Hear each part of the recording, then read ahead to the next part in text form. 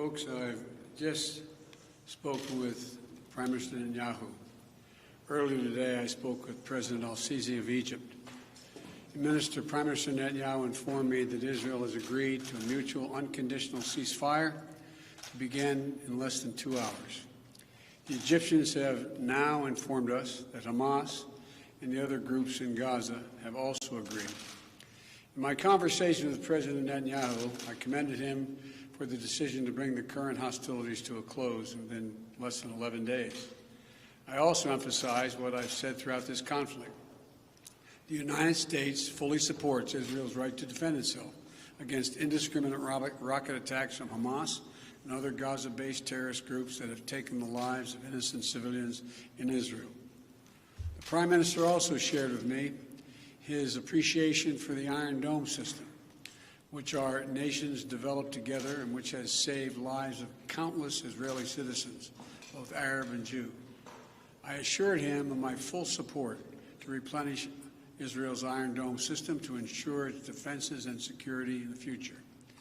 Over the last 11 days, I've spoken with the Prime Minister 6 times. I've also spoken with President Abbas of the Palestinian Authority more than once, and part of our intense diplomatic engagement. And I want to also thank the Secretary of State, the Secretary of Defense, our National Security Advisor, and everyone on our team for their incredible efforts to bring this outcome that we're about to see.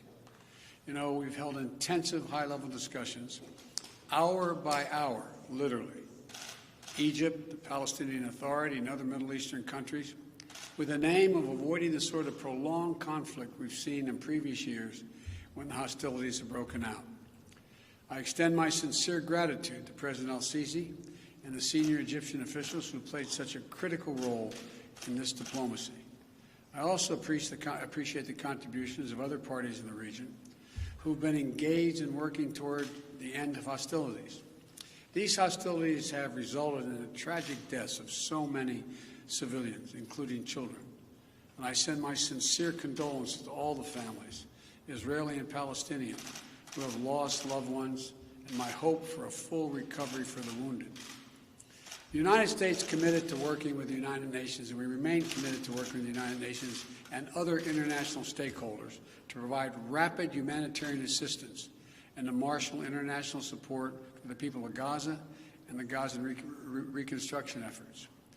We will do this in full partnership with the Palestinian Authority, not Hamas, Authority, in a manner that does not permit Hamas to simply restock its military arsenal. I believe the Palestinians and Israelis equally deserve to live safely and securely and to enjoy equal measures of freedom, prosperity, and democracy. My administration will continue our quiet and relentless diplomacy toward that end. I believe we have a genuine opportunity to make progress, and I'm committed to working for it. And I want to thank you all. May God bless you all, and pray that this continues. Thank you so much. Mr. President Biden, de-escalation. Are you confident the ceasefire will last, President Biden?